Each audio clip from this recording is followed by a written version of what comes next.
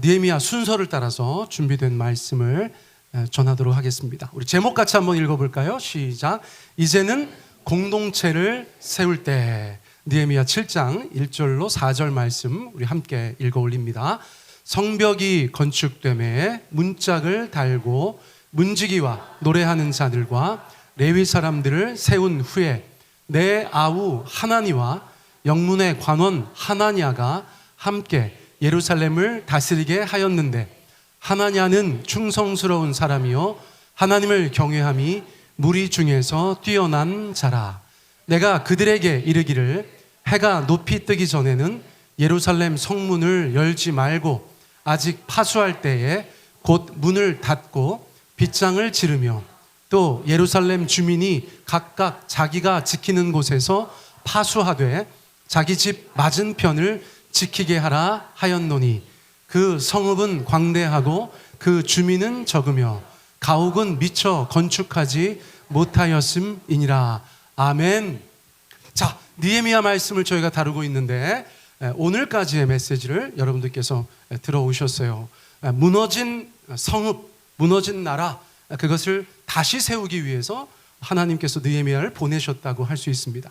느헤미야가 1300km 되는 엄청난 길을 돌아와서 예루살렘 땅에서 가장 먼저 집중하여 했던 것은 성벽을 재건하는 일이었어요. 성벽을 다시 쌓는 것이었습니다. 왜 그랬다고 말씀드렸어요? 성벽이야말로 그들의 안전을 위해서, 그들의 생존을 위해서 가장 기본적인 것이었기 때문입니다. 자, 그런데 오늘 반가운 말씀이 있어요. 1절 상반절에 보니까 성벽이 건축됨에 문짝을 달았다, 이렇게 말씀하고 있습니다. 얼마 전에 말씀 전할 때 뭐라고 말씀드렸죠? 성벽은 건축되었는데 문짝은 아직 달지 못했다, 그렇게 말씀하셨었는데, 오늘은 성벽도 건축되고 문짝도 달았다는 것입니다. 박수 한번 쳐야 될 것 같은데. 아니야, 농담이에요. 우리 교인들이 언제부터 이렇게 순종적이셨어. 자, 저희가 박수 한번 쳐야 될 것 같은 느낌이잖아요. 52일 동안 예루살렘에 거하는 모든 사람들이 마음을 담아 봉사했다. 성경의 표현입니다. 마음을 담아 봉사했다. 그러니까 그 성벽이 건축되고 문짝이 달리게 되었다는 것이에요. 자, 그런데 여러분 보세요. 그러면 이제 예루살렘 사람들은 그들의 목표를 다 이루었습니까? 그들이 가야 할 곳에 다다랐습니까? 어떻게 생각하십니까? 아니죠. 왜요? 말 그대로 가장 기본적인 울타리만 다시 쌓은 것이에요. 하나님께서 예루살렘의 이스라엘 사람들에게 지금 원하시는 것은 무엇일까요? 다시 하나님께서 아끼고 사랑하셨고 하나님 앞에 순종하고 쓰임받았던 그 하나님의 백성의 삶, 하나님께서 원하셨던 가장 아름다운 공동체로서 재건되어지는 것이죠. 그래서 제가 오늘 여러분들 가운데 설교 제목을 이제는 성벽을 건축할 때는 끝났고 지금부터는 공동체를 세울 때다, 그렇게 말씀을 드리는 거예요.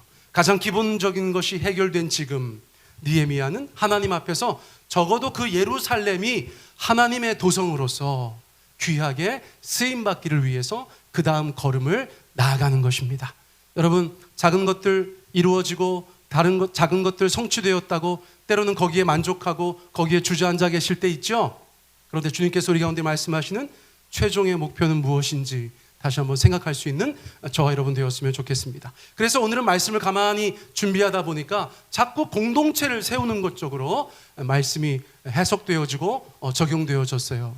여러분, 그 배경을 이해하시고 오늘 말씀을 들으시면 좋겠습니다. 자, 느헤미야는 오늘 말씀 보니까 가장 먼저 인사가 만사다라는 것을 실천하고 있었어요. 한번 따라해 보실까요? 인사가 만사다. 자, 지금 외국인 자매들은 굉장히 헷갈릴 수 있어요. 자, 여기서 말하는 인사는 무엇입니까? 안녕하세요. 여러분, 이게 아니죠? 그런데 인사도 굉장히 중요합니다. 그렇죠? 지난주에 여러분들께서 저한테 말씀하셨어요. 목사님, 저희 교회가 서로 좀 인사를 잘했으면 좋겠어요. 대단한 대형교회 아닌데 인사도 안 한대. 그러니까 여러분들 아까 제가 인사 다시 시킨 이유를 아시겠죠? 여러분, 누가 와서 인사하면 좋으세요? 싫으세요? 싫으면 병원 가셔야 돼요. 누가 나한테 인사하니까 어머! 뭐야? 이렇게 하시면 안 되죠. 그렇죠? 우리가 서로를 환대하고 서로를 배려하고 반가워하는 것의 기본은 인사인 줄 믿습니다. 그래서 여러분 다음 주부터 아니다. 오늘 예배 끝나고 나서부터 댁에 돌아가실 때 어떻게 하고 돌아가셔야 되겠어요?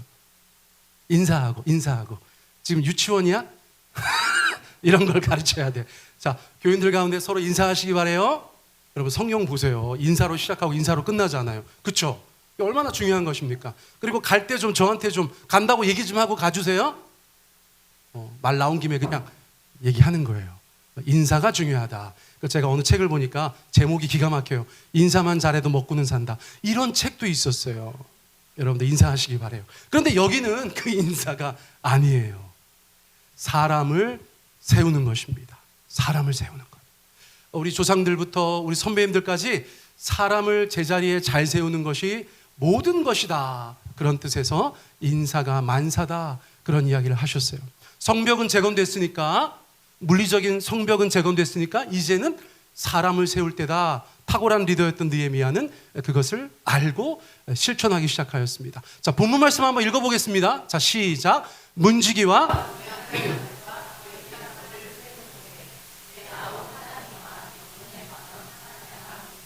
예루살렘을 다스리게 하였는데 하나냐는 충성스러운 사람이요 하나님을 경외함이 무리 중에서 뛰어난 자라. 가장 먼저 누구를 세웠대요? 가장 먼저 누구를 세웠어요? 문지기를 세웠죠. 문지기를 세웠습니다. 이제 문을 닫았으니까 들어올 사람 나갈 사람 잘 선별해야겠죠. 여러분들의 삶에도 우리 예수님 문지기 되어주시면 좋겠어요. 그렇죠? 여러분들의 삶에 들어오면 안 될 것 막아주시고 나가야 될 것 좀 내보내주시고. 할렐루야. 고백하면 좋겠어요. 예수님, 지금은 또 안 하네. 자, 고백하면 좋겠어요. 따라하면 좋겠어요. 예수님, 내 삶에 문지기 되어주세요. 나갈 것은 내보내주세요. 들어오지 못할 것은 막아주세요. 그런 의미가 있다고 생각되어져요. 어쨌거나 이 공동체를 위해서 문지기가 너무 중요한데 우리 중에서 그거 할 사람 없을 것 같아. 예수님께 그것은 맡겨드리면 좋겠어요. 자, 그 다음에 어떤 사람들을 세웠다고 합니까? 노래하는 자들, 가수들 세운 거예요. 우리말로 하면 성가대, 찬양팀을 세웠다고 할 수 있겠어요. 여러분, 공동체가 재건됨에 있어서 예배가 가장 소중하다고 판단한 것 같아요. 여러분, 우리 교회도 개척되었을 때 돌아보면 교인들은 한 20명, 30명밖에 안 되는데 찬양팀은 얼마나 빵빵했는지 몰라요? 10년 전을 기억하는 분들 계십니까? 그때 그랬죠.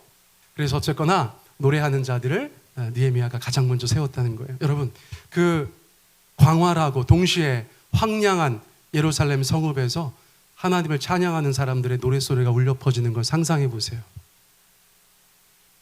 먼지가 탁 날리는데 거기서 그 이스라엘의 민요 있잖아요. 그렇죠? 샬루 샬롬 예루샬라엠, 이런 느낌으로다가 찬양이 쫙 울려 퍼진다고 생각해 보세요. 얼마나 기가 막힙니까? 여러분, 황량한 우리의 삶의 자리에서도 우리 주님은 찬양 받으셔야 마땅한 줄 믿습니다. 여러분, 자꾸 찬송하세요. 찬양하세요.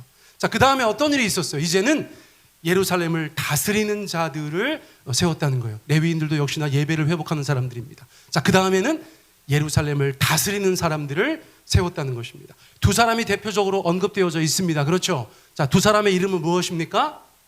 하나니와 하나냐. 하나니와 하나냐. 여러분, 제가 서기를 준비하다가 혼자 피식 웃었는데, 여러분, 느헤미야가 예루살렘을 재건하면서 세웠던 두 지도자의 이름은 이렇게 시험 문제가 나오면 100% 맞출 수 있는 방법을 제가 가르쳐 드릴게요. 자, 이상호 장로님, 김미경 원사님 둘째 딸의 이름이 하나예요. 그런데 하나가 어느 날 밤늦게 들어왔어요. 김미경 원사님이 들어오는 아이를 보면서 하나니? 이렇게 물었는데 우리 하나가 못 들었어요. 그러자 옆에 있던 우리 이상호 장로님이 하나냐? 이렇게 다시 물은 거죠. 그렇죠? 설교 준비하면서 이런 생각만 하고 있어요. 자, 그러니까 보세요. 느헤미야가 예루살렘을 재건하면서 세웠던 두 지도자의 이름은 하나니, 하나냐? 세종 베다니 교회 성도들은 죽을 때까지 못 잊을 거예요. 자, 하나니는 어떤 사람인가? 느헤미야의 동생이라는 것입니다. 이 느헤미야의 동생은 벌써 1장에서 등장했어요. 예루살렘이 너무나 살기 힘든 곳이고 하나님의 사람들이 엉망진창이다. 1300km를 달려가서 형에게 얘기했던 아우예요. 그러면 하나님은 어떤 사람일까요? 하나님을 사랑하고 이스라엘을 사랑하고 그 공동체를 사랑하는 마음이 누구보다 뛰어난 사람이죠. 그리고 그 주님의 공동체를 향한 열정이 남다른 사람이라고 이야기할 수 있겠어요. 그래서 하나님은 그런 사람이기 때문에 느헤미야가 세웠다고 볼 수 있겠죠. 자, 두 번째는 누구라고요? 하나냐. 하나냐는 성경에서 그 사람의 특징을 두 가지로 이야기합니다. 자, 첫 번째는 무엇입니까? 충성스러운 사람이었다. 두 번째는 무엇입니까? 하나님을 경외함이 무리 중에서 뛰어난 자였다라는 것입니다. 첫째는 사람 됨을 이야기하는 것 같아요. 또 하나는 신앙을 얘기하는 것 같아요. 굳이 그렇게 말씀드릴 수 있다는 거예요. 그러니까 두 번째, 하나님을 경외함이 무리 중에서 뛰어난 자는 당연하게 느껴져요. 그런데 제가 영어 성경 보다가 아주 인상적인 단어를 보게 되었어요. 하나냐는 충성스러운 사람이기 때문에 예루살렘의 지도자로 세웠다고 했는데 영어 성경 보니까 뭐라고 되어 있냐면 인테그리티가 있는 사람이었다는 거예요. 인테그리티가. 여러분, 제가 알기로는 이 단어가 한국말 한마디로 딱 번역하기가 그렇게 어렵다는 거예요. 여러분, 왜냐하면 인테그리티라는 단어를 충성이라고도 번역하고 진실이라고도 번역하고 정직이라고도 번역하는데 미국 사람들이 써놓은 걸 보니까 인테그리티라는 단어 안에 그 옆에 있는 수많은 개념들이 포함되어져 있다는 것입니다. 도덕적인 사람이라는 뜻도 있고요. 원칙적인 사람이라는 뜻도 있고요. 정직한 사람이라는 뜻도 있고요. 그리고 책임감이 있는 사람이라는 뜻도 있고요. 굉장히 명예를 추구하는 사람이라는 뜻도 있고요. 결백한 사람이라는 뜻도 있고요. 여러분, 저런 뜻이 다 들어있는 단어가 있다는 거예요. 그런데 하나냐가 인테그리티가 있는 사람이었다는 거예요. 그래서 제가 여러분들한테 저 단어들을 다 말씀드릴 수 없어서 며칠 동안 공부를 했어요. 짬짬이. 그리고 나서 제 나름대로 인테그리티라는 것이 어떤 개념인가를 생각해 보았어요. 제가 정리한 것입니다. 여러분, 제가 대단한 학자가 아닌 거 잘 아시죠? 그러니까 참고만 하세요. 자, 이 단어를 저희가 함께 이해하기를 원합니다. 자, 읽어보세요. 시작. 고결하고 도덕적이며 한결같이 믿을 만한 사람. 여러분, 느헤미야가 하나냐를 그 무너진 예루살렘의 재건의 앞장설 지도자로 세웠는데 그 사람은 인테그리티가 있는 사람이다. 그것을 우리가 우리의 개념으로 이해할 때 고결하고 도덕적이고 한결같이 믿을 만한 사람이었다. 이렇게 이해할 수 있다는 거예요. 여러분, 느헤미야가 사람을 잘 세웠습니까? 못 세웠습니까? 잘 세운 것 같죠? 여러분, 우리의 삶의 자리에, 지도자의 자리에, 크고 작은 지도자의 자리에 인테그리티가 있는 사람들이 세워지기를 간절히 원합니다. 이번에 제가 가장 은혜 받은 부분이에요.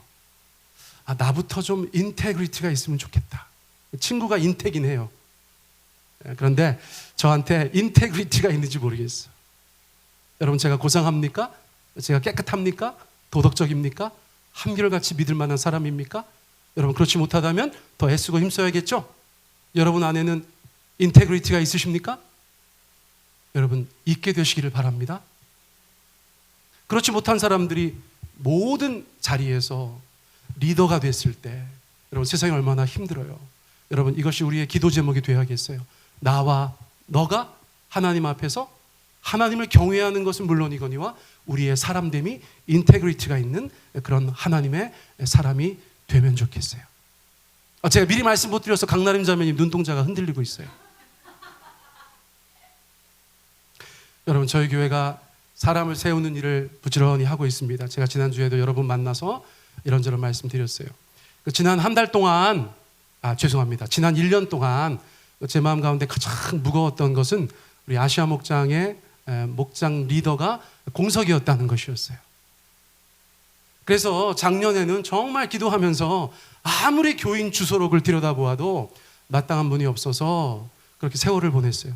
네, 올해 들어서 최근에 제가 다시 한번 교회 주소록을 면밀히 살펴볼 때 주님께서 마음에 감동하시는 부부가 있었어요. 자, 임대곤 강나림 부부입니다. 할렐루야. 제가 두렵고 떨리는 마음으로 연락을 했죠. 한번 봅시다. 교인들은 제가 보자고 하면 두려워해요. 그리고 교인들이 저를 보자고 해도 제가 두려워하고. 우리가 그런 관계 아닙니까? 서로 무서워하는 관계. 예. 뭐 거의 경험적으로 거의 맞으니까, 그렇죠? 목사가 보자고 해서 좋은 일이 드물고 교인들이 보자고 해서 좋은 일이 많지 않아요. 그래서 제가 전화를 했더니 카톡을 했더니 카톡이 뭔가 좀 뭐랄까 복잡한 심경이 담겨져 있는 것 같아. 만나자고는 하는데, 그래서 지난 월요일 날 만나서 교회 상황을 말씀드리고 이제 기도 가운데 제 마음에 있었던 생각들을 나눌 때 두 분께서 기도하시고 우리 아시아 목자 목녀직을 수락해 주셨어요. 이거는 참 제게는 너무나 감사한 일입니다. 사람이 드러나면 안 되지만 우리가 우리 공동체를 생각할 때 여러분 저희가 감사와 격려의 박수 한번 칠까요? 네, 감사합니다. 너무 감사합니다. 자, 그런데 그러면 여러분 임대곤 우리 형제님과 강나림 자매님이 막 인테그리티가 막 차고 넘쳐요. 막 고개를 절레절레 흔들잖아요. 여러분 제가 이제껏 개척하고 나서 특별히 여러분들한테 이런저런 크고 작은 교회 직분들을 말씀드릴 때 100% 똑같은 답이 들어왔어요. 뭔지 아세요? 이거 맞출 수 있으시겠어요? 우리 손집사님도 옛날에 그러셨던 것 같은데 뭐라고 대답하셨던 것 같아요? 기억이 안 나요? 있잖아요. 이거 맞추시는 분한테 제가 오늘 수건 하나 드리겠습니다. 류 집사님? 우리 류 집사님 할렐루야. 정답이에요. 네. 여러분 제가 이렇게 뭐라도 말씀드리면 목사님 제가 부족합니다 이러셔요. 내가 모르나? 아니 뭐 모르고 하는 얘기라고 생각하시나 봐. 제가 모르지 않아요. 다 알죠. 여러분 저는 대단합니까? 저는 막 모자란 것이 하나도 없습니까? 여러분 저도 알아요. 저도 부족하고 우리 교인들도 부족하신 거예요. 그런데 우리는 주님 앞에서 하나님이 써주시는 것에 감사한 거예요. 우리 두 분도 마찬가지예요. 저희가 부족합니다. 그 얘기 하시더라고요. 그래서 올커니 제대로 된 사람한테 권했구나 이런 생각이 들었어요. 여러분 제가 미리 말씀드리는 거예요. 저의 일종의 목회 영업 비밀입니다. 제가 누구한테 말씀드렸더니 목사님 제가 기다리고 있었습니다. 저야말로 그 일의 적임자입니다. 이렇게 말하는 사람은 잘라. 안 세워. 크게 사고칠 뿐이에요.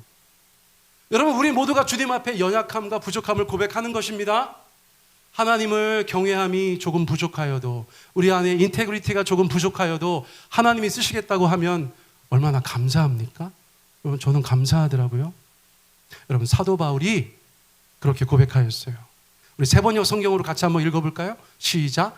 내 은혜가 내게 족하다. 내 능력은 약한 데서 완전하게 된다. 그러므로 그리스도의 능력이 내게 머무르게 하기 위하여 나는 더욱더 기쁜 마음으로 내 약점들을 자랑하려고 합니다. 사도 바울같이 위대한 하나님의 사람도 자신의 부족함을 인지하고 있어요. 실제로 연약함도 있어요. 그런데 하나님께서 말씀하시는 것은 뭐예요? 내 은혜가 너에게 족하다, 충분하다. 왜냐하면이 중요한 거예요. 왜냐하면이 중요하다니까요. 하나님은 어떤 분이세요? 누군가의 능력이 약한 데서 하나님의 능력을 완전하게 하시는 분이라는 거예요. 여러분 이게 너무 중요합니다. 그래서 실제로 우리가 우리 자신의 능력을 강화시키면 강화시킬수록 하나님을 경험하는 것이 멀어지는 거예요. 여러분 부족함이 있으세요? 연약함이 있으세요? 여러분 하나님의 일하심의 통로가 되는 줄 믿습니다. 여러분 저도 그런 신앙을 고백할 수 있어요. 그런데 여러분 제가 여러분들한테 좀 권면드릴 말씀이 있어요. 요즘에 여러 가지로 좀 부족하고 연약한 것들이 삶 가운데 있으십니까? 여러분 그것이 하나님께 나아가게 하기 위한 하나님의 일하심이라니까요. 그러니까 그런 연약함과 부족함이 있는데 하나님께 나아가지 않으면 안 된다는 거예요. 무슨 말씀인지 아시겠죠? 하나님의 능력이 내 안에서 완전하게 되려면 그 약함과 부족함을 가지고 나가야 되는데 안 나가면 소용없다는 거예요. 그러면 그것은 그냥 약함과 부족함과 불만으로 남게 되는 것입니다. 그런데 그것을 가지고 하나님 앞에 나아가서 하나님을 의지하고 하나님께 기도하고 하나님께 의탁하고 주님 앞에 몸부림할 때 그 연약함과 부족함이 하나님의 능력을 경험하는 통로가 될 수 있다는 거예요. 여러분, 기도 제목들 가지고 주님 앞에 나오시기를 바라요. 여러분, 제가 막연히 생각하고 있는 여러 가정들의 기도 제목들이 있는데 어떤 집들은 기도하러 안 오세요. 너무 할아버지 목사 같은 얘기라고 할까봐 제가 한 3년 참았어요. 근데 이젠 더 이상 참을 수 없어. 여러분들의 그 연약함, 여러분들의 그 부족함, 여러분들의 그 기도 제목들을 가지고 하나님 앞에 나오시기를 바랍니다. 엊그저께 금요기도 때 사람들이 너무 많이 와가지고요, 깜짝 놀랐어요. 이만큼 앉아 있었던 것 같아요. 여러분, 교인들이 점점점 기도하고 계세요. 그 기도 가운데 하나님의 응답들을 경험하고 있습니다. 여러분, 우리의 약함이 하나님의 강함 되심을 경험하게 되시기를 축복합니다. 여러분, 지금 느헤미야는 그런 거예요. 완벽한 사람들이 없어요. 하지만 그 안에서 최선을 다해서 하나님의 사람들을 제자리에 세우고 있어요. 그리고 나서 리더들에게만 책임을 주지 않고 모든 백성들도 해야 할 일을 가르쳐 줍니다. 자, 3절 말씀 같이 한번 읽어보겠습니다. 시작.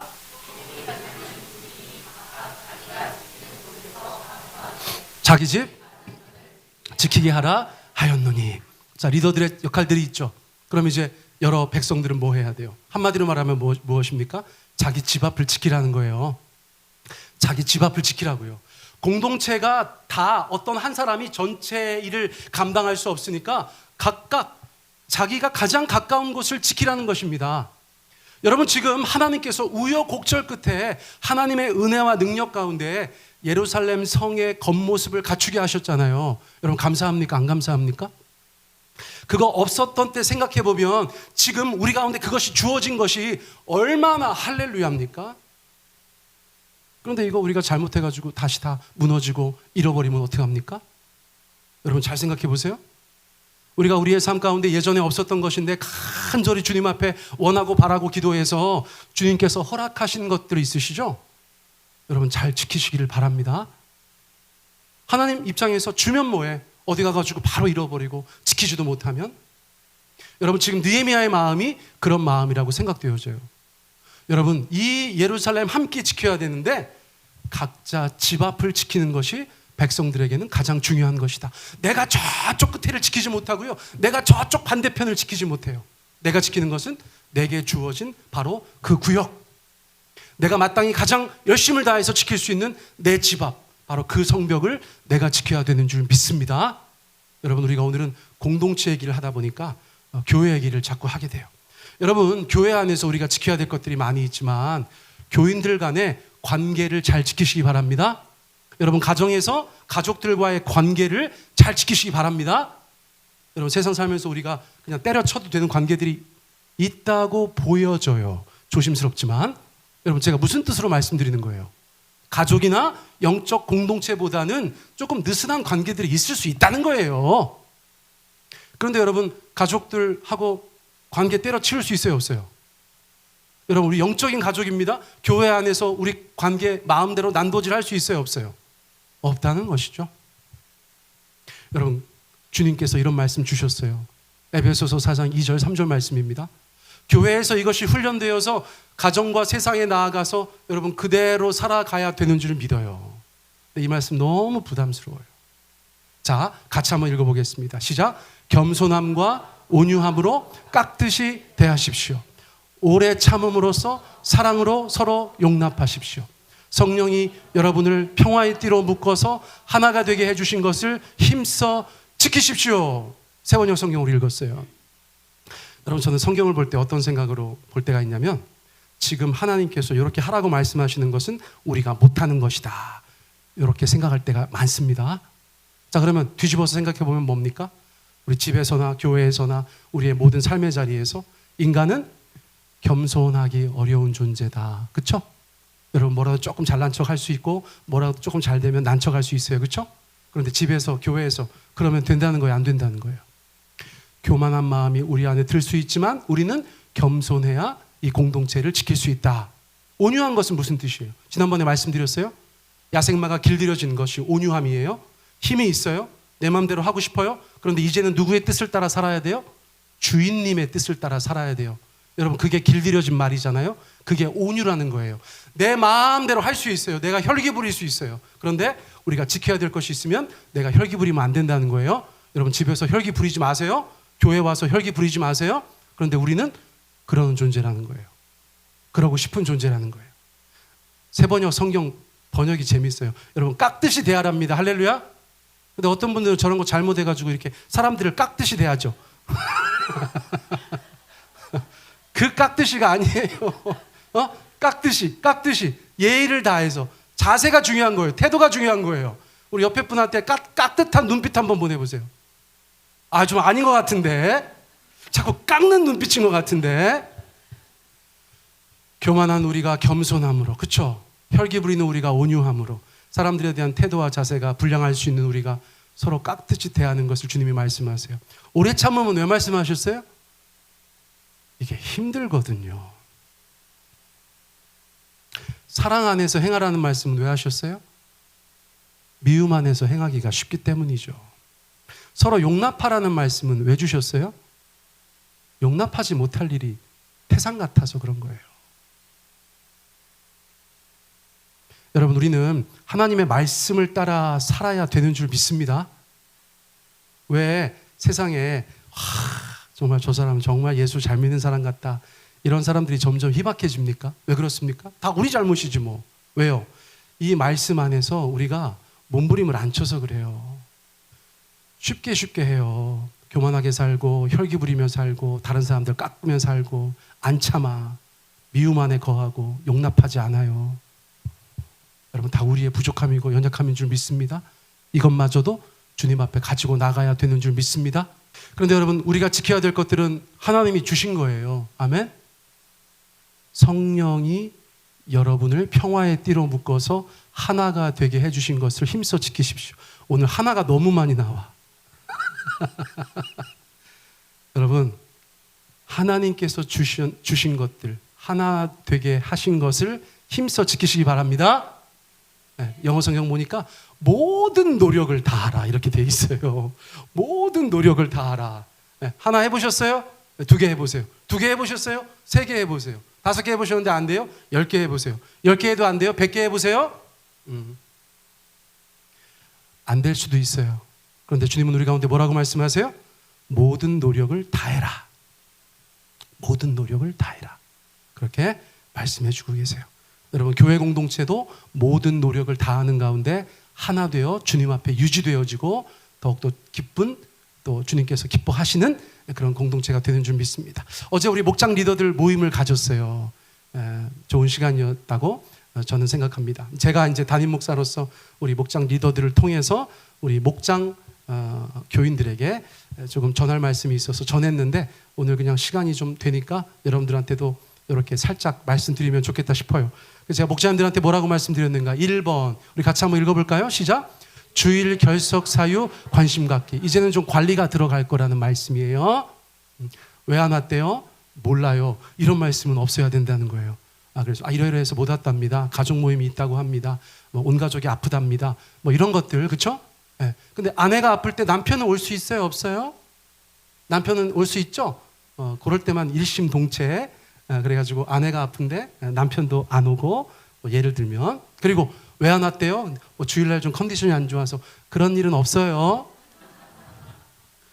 저는 지금 전도사 되고 나서 2000년도부터 지금까지 주일날 아프질 않아요. 우리의 마음의 상태, 마음의 자세, 우리의 각오, 다짐, 여러분 이런 거 중요합니다. 그렇습니까? 안 그렇습니까? 나중에 어디 전화했는데 아침에 좀 일어났는데 좀 컨디션이 안 좋아서 안 오셨대요. 지금 험한 말이 나올 뻔했어요. 자, 2번째 같이 한번 읽어보겠습니다. 시작. 대화 독점자 없도록 유의. 네, 제 목장마다 이제 가끔씩 와가지고 저한테 이르는 분이 계세요. 어머 목사님, 어떤 분께서 또는 어떤 분께서 혼자 말씀을 다 하셔가지고 저는 말 못했어요. 이런 얘기들이 들려요. 제가 누군지는 모릅니다. 네. 근데 여러분 요즘에 어디 가서 누구한테 이렇게 말 시키면 말 못하는 사람이 없어요. 그렇죠? 무슨 말씀이에요 그게? 너도 나도 다 내 삶을 나누고 내 기도 제목을 나누고 싶다는 얘기죠? 그러니까 여러분 혹시라도 여러분들께서 독점자시라면 이제는 그만 놔주시기 바랍니다. 다른 분들한테 기회를 주시고 또 우리 목자 목녀님들한테 제가 하나의 팁을 드렸어요. 뭐냐면 그런 분들을 맨 마지막 순서로 놓으시라. 그러면 이제 모임 시간 막 끝나야 되니까 급하게 말을 접을 수도 있잖아요. 그렇죠? 그러니까 앞으로 목자님께서 형제님 자매님은 맨 마지막에 하세요. 그러면 그분이 전과자인 줄 믿습니다. 자, 세 번째 우리 같이 한번 읽습니다. 시작. 민감한 주제 지향하도록. 특별히 이번 주에 우리가 웃을 일은 아닌데 큰일이 있을 거예요. 그렇죠? 이런저런 어떤 결론이 나도 나라가 한번 들썩할 건데, 여러분 저는 생각이 참 많은데 어쨌거나 가장 급하게 여러분들한테 좀 말씀드리고 싶은 것은 우리 목장 현장이나 또 요즘에는 카톡방 같은 게 있으니까 좀 조심하셔야겠다. 이번 주 특별히. 그래서 우리가 어떤 생각이 있어도 밖에 나가서 그렇게 말씀하시는 건 괜찮아요. 저도 밖에 나가서는 제 생각 얘기하고 제가 하는 일도 있고, 그런데 교회 안에서는 우리가 좀 조심해야겠다. 여러분 저희 아버지가 이제 돌아가셨지만 정말 저와는 다른 분이셨어요. 36년생이시니까 당연히 그런 거예요. 그래서 여러분 그렇다고 제가 저희 아버지를 아버지라 안 하고 저희 아버지가 저를 아들이라 안 하고 그럴 수 있습니까? 없습니까? 좀 많이 판단이 안 서시나 보네. 서로 호적해서 정리를 해야 됩니까? 아니죠. 그러면 그거보다 훨씬 더 중요한 관계예요. 그래서 저는 담임 목사로서 그런 말씀 잠깐 드려요. 자, 네 번째 같이 한번 읽어볼까요? 시작. 중보기도 카드 적극 사용하기. 지금 16명의 중보기도자들이 날마다 기도하고 계신데 제가 기회가 없어서 말씀을 못 드리는데 참 많은 기도 제목들이 응답되고 있어요. 그래서 다다음 주 정도에 저희 교인들 다시 한번 기도 카드 받으려고 생각하고 있는데요. 우리 목장에서도 중보기도 카드를 적극 사용해달라 그렇게 말씀드렸어요. 다섯 번째 한번 읽어볼까요? 목장, 기도자 2인 이상 세우기. 여러분 기도가 가장 중요한 거예요. 그래서 적어도 금요일 날 목장을 위해서 기도할 분이 한 분은 나와 계시라. 제가 그 말씀을 드렸어요. 그래서 목자님 나오셔도 됩니다. 목님 나오셔도 됩니다. 아니면 제3의 담당자가 나오셔도 됩니다. 그도저도 안 되면 그 주에 누군가는 목장을 위해서 금요일에 나오셔서 기도하시면 좋겠다. 그 말씀 드렸어요. 이제 목장마다 그렇게 하실 줄 믿습니다. 자, 그렇게 느헤미야는 예루살렘을 세워가고 있었어요. 정말 하나님께서 인도하시는 사람들을 그 자리에 세웠어요. 그리고 각자에게는 각자 해야 될 일들을 잘 감당해라. 그렇게 주문하였습니다. 이제 그리고 나서 느헤미야가 예루살렘 성을 이렇게 바라본다고 상상해 보세요. 그게 4절 말씀입니다. 우리 같이 한번 읽습니다. 시작. 성읍은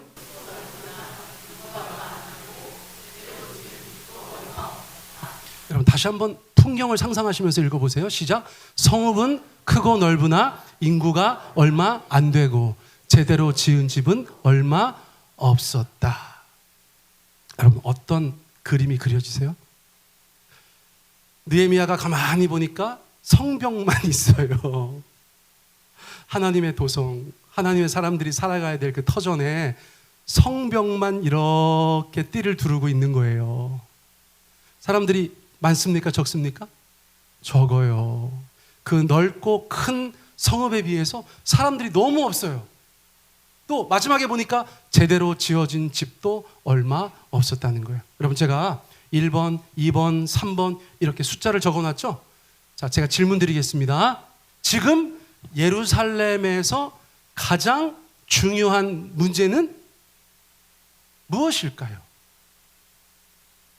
1번과 2번과 3번 중에 어떤 것이 해결되면 많은 것들이 해결될까요? 맞아요. 자신이 없어서 그렇지. 다시 한번 답해 보시겠어요? 시작. 맞습니다. 저도 그렇게 생각해요. 여러분 지금 이 예루살렘에 더 넓고 큰 땅이 필요하지 않아요. 인구가 필요한 거예요. 다시 말하면 무슨 뜻입니까? 사람이 필요한 거예요. 사람이 있으면 그 크고 넓어 보이는 땅도 좁아 보일 것이고, 사람이 있으면 제대로 된 집을 짓고 사람들이 그곳에서 거주하기 시작하겠죠. 사람들이 있으면 대적들이 쉽게 쳐들어오지도 못할 것이고, 쳐들어온다고 하여도 막아낼 수 있을 것이고. 여러분 그러므로 지금 느헤미야가 느끼는 여러 가지 일들 중에서 예루살렘 성에 사람이 적다는 것은 가장 큰 기도 제목이었을 것이다 라고 생각할 수 있어요. 실제로 5절 말씀해 보면 사람들 가게대로 조사하고, 그리고 예루살렘에 마땅히 살아야 되는 사람들이 다른 도시에 가 있는 사람들은 없는지 여러분 조사합니다. 왜요? 예루살렘에 더 많은 사람들을 살게 하려고. 여러분, 갑자기 이 말씀이 생각났어요. 누가복음 14장 23절 말씀이었어요. 우리 같이 한번 읽어봅니다. 시작. 주인이 종에게 말하였다. 큰 길과 산 울타리로 나가서 사람들을 억지로라도 데려다가 내 집을 채워라. 여러분, 하나님께서 많은 사람들이 하나님의 나라에 들어오기를 원하세요. 하나님의 백성들이 되게 하시기를 원하세요. 근데 사람들은 그렇게 하지 않아요. 온다고 하다가도 안 온다는 거예요. 그때 하나님으로 상징되어지는 그 주인이 종들에게 뭐라고 얘기했습니까? 큰 길에 나가서 아무나 데려와. 저 멀리 산울타리까지 가서 아무나 데려와. 그런데 그 사람들이 안 오려고 할 거야. 왜냐하면 그 사람들은 처음부터 초대받은 사람이 아니거든. 그리고 이런 큰 잔치에 참여할 만한 그런 사회적인 지위도 없거든. 그런 계층도 못 되거든. 그런데 내가 그들을 부른다고 얘기해라. 안 온다고 하면 어떻게 해서라도 데려오게 해라. 억지로라도. 예전에 성경 말씀이 뭐라고 되어 있었어요? 강권해서 여러분 데려다가 그 집을 채워라. 그렇게 말씀해 주셨다는 거예요. 여러분, 저희 세종배단위교회도 공동체가 함께 세워져 간다는 의미에서 여러분 이 자리들이 더 채워지기를 바랍니다. 여러분, 제가 있잖아요, 지난 겨울에도 외부 집회 좀 다녀왔어요. 우리 교인들께서 어떤 교인들은 되게 싫어하신다는데 그건 더 바쁘게 다니는 사람 같고, 저는 연락 올 때만 갑니다. 할렐루야. 우리 교인들이 보내주셔서 감사해요.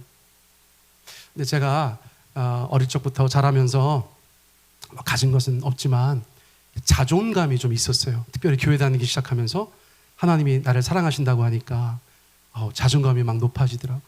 그래서 그 후로 누구를 막 부러워한 사람은 아니에요, 제가. 뭐 예를 들어서 저보다 잘 사는 사람, 저보다 뭐 어떤 면에서인지 나은 사람들을 보면서 부럽다. 저는 이런 사람은 아니에요. 근데 교회도 마찬가지입니다. 제가 뭐 누구 목회 잘하는 거 보면서 막 부럽다. 저 그러지 않아요. 그런데 이번에 제가 저 교회에 가가지고 살짝 흔들릴 뻔했어요. 조금 부러울 뻔했어요. 다른 이유가 아니야. 이 교회가 무슨 세상에서 제일 좋은 교회다 그런 게 아니라 그 교회에 딱 갔는데 왠지 제가 젊어서부터 꿈꿨던 그런 교회와 좀 비슷하다는 느낌 같은 느낌을 제가 딱 받았어요. 내가 나중에 우리 세종배단교회 이런 교회가 되면 정말 좋겠다라는 생각이 좀 들었어요. 좀 특별한 경험이었어요. 네. 여러분, 지금 이 교회가 대형 교회 같으세요? 아니죠. 그렇다고 아주 작은 교회도 아니죠. 그런데 여러분, 저기 사진 뒤에 시계 보이세요? 몇 시예요? 5시 14분이에요. 저게 오후예요, 오전이에요? 이게 오전이에요. 아니, 왜 고개를 확 돌려? 너무 재밌다. 저희 목사님이 전화를 했어요. 목사님 뭐 이러이러해서 목사님을 알게 됐는데 한번 꼭 모시고 싶다고. 그래서 뭐 몇 월 며칠 월요일에 되세요? 그러는 거예요, 저보고. 그래서 월요일이면 너무 감사하죠, 그렇죠? 월요일 됩니다. 그랬더니 알겠습니다. 다시 연락드리겠습니다. 그러더니 나중에 부목사한테 또 전화가 왔어요. 목사님, 그 예배 시간은 5시입니다. 그래서 5시요? 오후에 5시 좀 이르네요. 그랬더니 아니, 그게 아니고요, 새벽 5시입니다. 이렇게 저한테 얘기하는 거예요.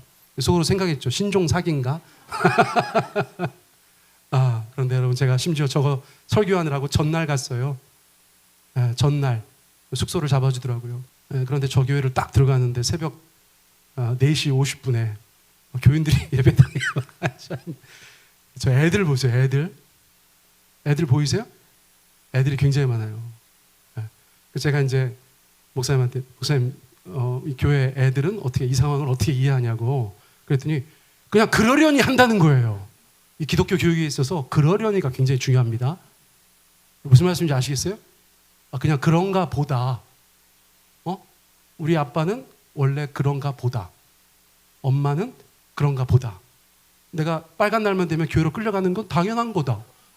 그런가 보다. 여러분, 이게 굉장히 중요한 겁니다. 제가 이제 실예를 갖고 온 거예요, 여러분들한테. 아니 뭐 저기 앞에서 저기 저쪽 남자애 자는 거 보이세요? 저기 왼쪽 끝에 저기. 어디서 자요? 예배당에서 자는 거예요. 제가 나중에 대답을 너무 잘해가지고 제가 베스킨라빈스 쿠폰 보내줬거든요. 근데 뭐 모르겠어요. 어떤 하루 가가지고 설교하고 와가지고 뭘 알겠어요 제가. 근데 그냥 느낌적인 느낌. 그냥 그 교회를 딱 들어가가지고 앞에 서서 설교를 딱 하는데 우리 교회가 이렇게 되면 참 좋겠다. 여러 가지 면에서 그런 생각이 들었어요. 근데 끝끝내 부러워하진 않았어요. 그건 지는 거니까, 그렇죠? 그냥 살짝 이렇게 하고 왔어요. 주님이 보여주신 교회. 여러분, 우리 교회도 하나님 앞에서 마땅히 성장하고 성숙해야 되는 줄 믿습니다. 여러분, 생명의 특징은 무엇입니까? 잘한다는 거예요. 잘한다는 거. 성장하고 성숙하는 거예요. 그래서 어제 제가 우리 목자님들한테 6번째로 말씀드렸던 게 이거예요. 목장별로 전도 대상자를 좀 두시라. 전도가 되든 안 되든 기도하시고 그분들한테 밥이라도 한 끼 사시고 목원들이 함께 영혼 구원을 위해서 애쓰고 힘쓰는 것을 우리가 하나님 앞에 마땅히 보여드리는 그런 교회가 되었으면 좋겠다. 여러분, 그거였어요. 여러분, 목장마다 우리가 그 일을 감당해야 되는 줄 믿습니다. 우리 교회가 지금까지는 뭐 대단히 전도 안 해도 사람들이 늘 왔어요. 개척 때부터 지금까지. 그런데 여러분, 제가 생각하는 아까도 말씀드렸지만 제가 그냥 막연히 생각하던 가장 적당한 교회의 모습은 적어도 교인 숫자에 있어서는 한 200명 정도 되는 교회. 저희 교단이 저희가 속해 있는 우리 침례교, 특별히 남침례교회에서는 한 200명 정도 되는 교회를 가장 이상적인 교회라고 해요. 그래서 어릴 적부터 제가 그런 얘기를 하도 많이 들어가지고 그런 생각이 제 안에 있을지도 모르겠어요. 그래서 우리 교회가 1부 예배도 사람들이 가득 차고 2부 예배도 가득 차고 3부 예배도 가득 차면 그러면 되는 거거든요. 여러분, 제가 지금 목회자의 욕심으로 여러분들한테 말씀드리는 게 아니에요. 어떤 면에서는 조금 느헤미야의 마음이 제가 이해가 되는 거예요. 예, 그 넓고 광활한 성읍, 사람이 적고 마땅히 갖추어진 것이 없는 그런 예루살렘을 우리가 더 하나님께서 기뻐하시는 성읍으로 만들어 가야 되겠다. 제가 그 말씀을 드린 것입니다. 자, 마지막 슬라이드예요. 우리 에베소서 2장 20절 우리 같이 한번 읽습니다. 시작. 너희도 성령 안에서 하나님이 거하실 처소가 되기 위하여 그리스도 예수 안에서 함께 지어져 가느니라. 우리 연약합니다. 우리 부족합니다. 우리 한 사람, 우리 한 가정, 한 목장, 한 부서로는 우리 교회 공동체가 이루어지지 않아요. 우리가 하나 되어서 함께 지어져 가면서 주님 앞에 지금보다 더 아름답고 귀한 공동체가 되기를 원합니다.